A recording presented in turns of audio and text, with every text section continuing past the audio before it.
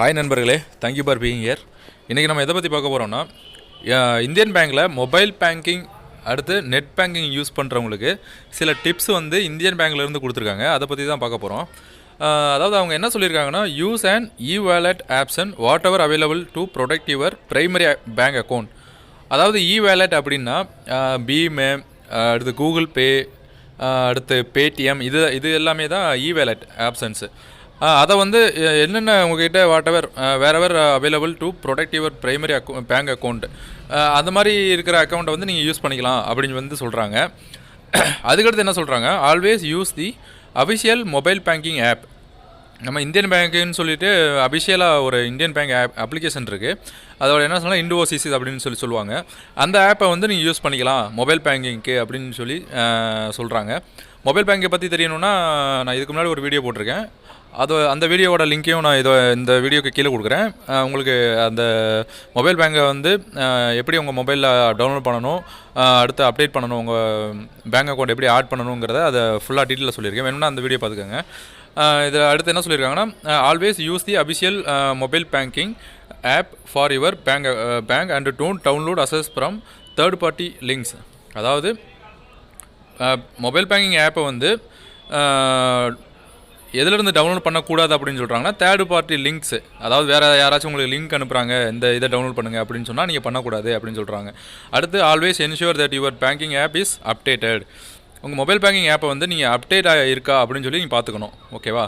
இப்போ வந்து net banking use பண்ணுறவங்களுக்கு வந்து சில டிப்ஸ் வந்து இந்தியன் பேங்க்லேருந்து கொடுத்துருக்காங்க. அதை பற்றி பார்க்கலாம். ஏன்னா ஃபஸ்ட்டு பாயிண்ட் என்ன சொல்கிறாங்கன்னா, avoid using public computer for your banking transaction. நீங்கள் பணத்தை அனுப்புறதுக்கு வந்து முடிஞ்ச அளவுக்கு பப்ளிக் கம்ப்யூட்டர், அதாவது ப்ரௌசிங் சென்டரில் போய் சென்ட் பண்ணுறது, அந்த மாதிரி பண்ண வேணாம் அப்படின்னு சொல்கிறாங்க. மோஸ்ட்லி அவாய்ட் பண்ணுங்கள் அப்படின்னு சொல்லி ஃபஸ்ட்டு பாயிண்ட் சொல்கிறாங்க.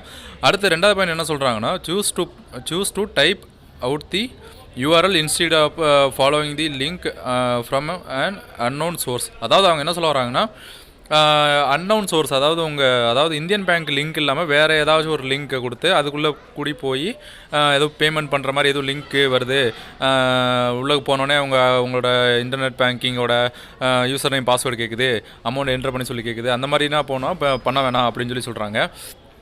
அடுத்து இன்னொரு மூணாவது பாயிண்ட் என்ன சொன்னால், hide your keypad display screen while you enter your PIN and clear browsing history after finishing transaction and logging out அப்படின்னு சொல்கிறாங்க. அதாவது என்ன சொல்கிறாங்கன்னா, hide your keypad and display screen.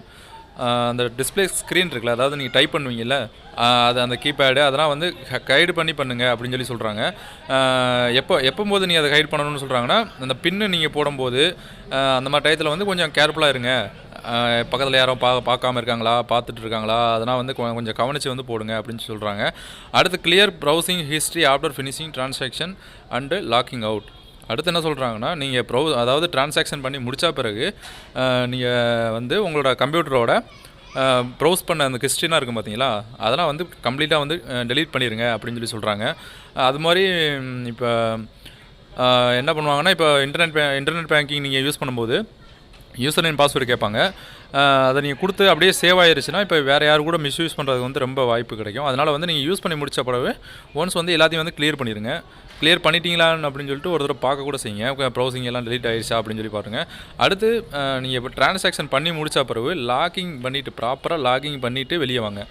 அதாவது இப்போ வந்து ஒரு சென்டரில் போயிட்டு நீங்கள் பண்ணுறீங்க, யாருக்கும் தெரியக்கூடாது பின்னு நீங்கள் போடுறது. அதுபோக போட்டு முடித்த பிறகு கரெக்டாக லாக் அவுட் பண்ணிட்டு கரெக்டாக வந்திருக்காமா அப்படிங்கிறத ஒரு தடவை என்ஷூர் பண்ணிட்டு வாங்க. அதை தான் வந்து அப்டேட் பண்ணியிருக்காங்க இந்தியன் பேங்க்லேருந்து. இதுபோல் மேலும் வீடியோக்கள் வந்து நம்ம சேனலை வந்து சப்ஸ்கிரைப் பண்ணிக்கோங்க. அப்போ தான் வந்து இந்தியன் பேங்க்லேருந்து வெளியே வர்ற எல்லா விதமான நோட்டிஃபிகேஷன்ஸு எல்லாம் என்னென்ன மெசேஜ் எல்லாம் வருதோ எல்லாமே உங்களுக்கு வந்து அப்டேட் வந்து கிடச்சிட்டே இருக்கும். Thank you friends.